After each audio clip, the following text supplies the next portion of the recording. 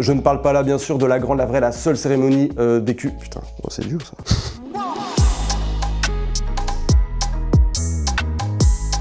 Comment elle va la commu? Ça va? Tout baigne? Ouais? Ok, bon on va pouvoir y aller, y a pas de souci. Cet homme que vous voyez en charentaise Gucci avec un thé glacé Darjeeling à la main, qui a atteint cette semaine les 200 certifications. 200 certifs pour combien de carrières? Eh ben une seule, voilà, tout le monde ne le peut pas, hein. Lui le peut, c'est vraiment un réfé, vraiment comme on dit. C'est le premier artiste français de l'histoire à atteindre ce chiffre. Il est donc dans sa propre ligue et comme on dit chez moi, il est trop en swag. Alors je suis trop en swag, qu'est-ce que ça veut dire je suis trop en swag? Zamdan qui cette semaine a lancé son album Couleur de ma peine, a lancé un appel aux dons pour SOS Méditerranée. Il voulait atteindre 14 000 € avant la sortie de son album. Pour ça, il a organisé une journée donc à Marseille avec plein de micro-événements, plein d'OP finalement. Et à la fin, en grande pompe, un concert caritatif avec plein d'invités. Il y avait Coyote Joe Bastard, il y avait La Fève, il y avait Jade et il y en avait plein d'autres. À l'heure actuelle, je ne peux pas vous dire s'il a atteint 14 000 ou si même il a dépassé. Je suis en impossibilité de vous le dire. Cependant, il a sorti un clip, ça n'a rien à voir, mais il a sorti Flouka. Let's go. Et les oiseaux s'envolent et on compte.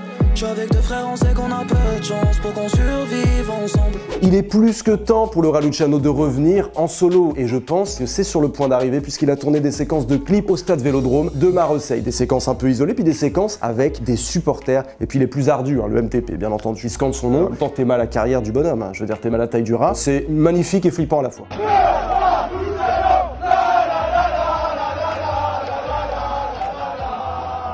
Le prochain album d'Uzi s'appellera Meilleur qu'hier et je ne peux pas vous donner la date, quand bien même je la connais. On l'a entendu en parler dans un son en 1 heure pour Bouscapé, ce qu'il a fait pour nous, là c'est une petite pépite, hein. C'est vraiment arc-en-ciel. Arc-en-ciel de quoi? Arc-en-ciel de Moula, bien entendu. Je lui souhaite la même trajectoire que Pousse-toi de Tiakola qui avait atteint des sommets, des fulgurances, regardez. Arc-en-ciel de Moula, c'est pas fait pour les trouillards. Vous voulez des flammes? Je ne parle pas là bien sûr de la cérémonie, la grande, la seule, la vraie cérémonie des cultures populaires organisée par Bouscapé, Smile et Yard, bien sûr que non, je vous parle de Norsace et Alpha One, le featuring est sorti, c'est Phoenix. Regardez-moi ça, des flammes du feu. Bitch, je t'ai dit qu'on n'est pas là pour wesh, le négro croit en Dieu, pas en eux, ni leur marabout, guess. Je les double, je les redouble, ils vont pas me rejoindre, assume tes deux boules, arrête de jaser. Vous avez pris votre dose et désormais c'est l'heure de la chronique du sale, on se roule dans la fange et juste après les clips, c'est parti.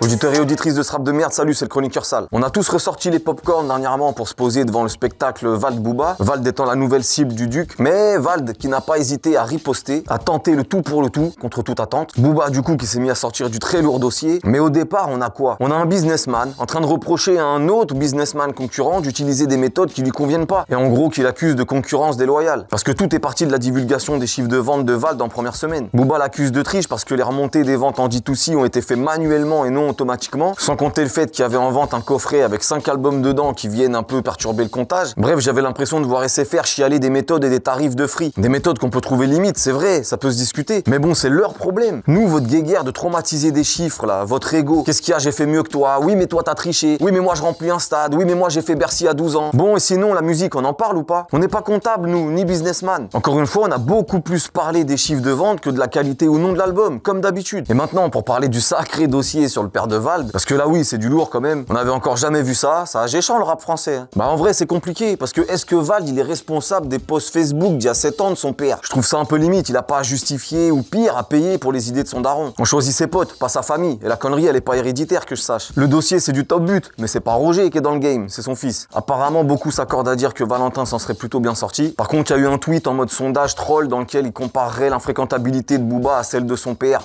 Bon, c'est un peu plus bizarre déjà. Donc franchement, c'est une affiche de ouf, et là je fais le choquer, mais en vrai, je suis même pas surpris. C'est chaud, mais au final, qu'est-ce qu'il y peut? Allez, force à tous, et surtout force à Roger pour la prochaine fois qu'il ira faire ses courses à Beaucevran et à Paris-Nord. À la semaine pro, les frérots. ZKR a lâché Les Gentils Bandits et Focus, un double extrait, et c'est pour son nouvel album prévu le 4 mars, c'est Caméléon. Qu'est-ce qu'on dit de ce que t'as senti? Sors du studio, je laisse un incendie. Qu'est-ce qu'on dit? Soul King, et bah on la connaît, la petite musique, là c'est Suavemente, ok, nouveau son, j'adore.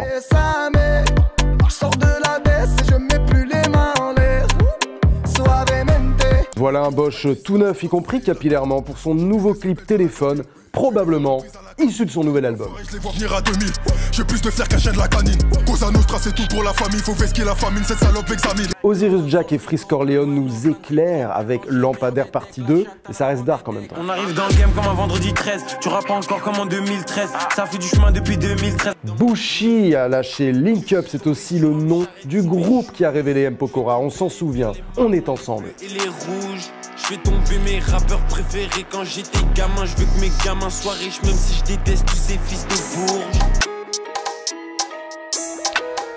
Et on se retrouve pour les sorties, quel plaisir de vous retrouver là chaque semaine. Zamdan a livré son projet Couleur de ma peine, il y a 3 invités dessus, il y a Jazzy Bass, Dinos et Sosomanes, et comme dirait Kylian Mbappé, ça sent bon cette histoire. Osiris Jack a envoyé une nouvelle ère, c'était un mardi puisque c'était le 02/02/2022, un palindrome absolument, du coup ça j'ai pu l'écouter, je peux vous dire, qui met tout dedans, les switches, les paniers, tout est dedans. Tark Dirk Nowitzki quoi finalement. Yamin ça signifie quoi? Ça signifie le droit, le prospère et le fortuné, c'est le nom et le prénom de l'album le 3e album, il y a 3 invités aussi, ISK, Koffs et Sasso, c'est dehors. Boleman s'est envolé en 2020 avec son vol 169 et désormais...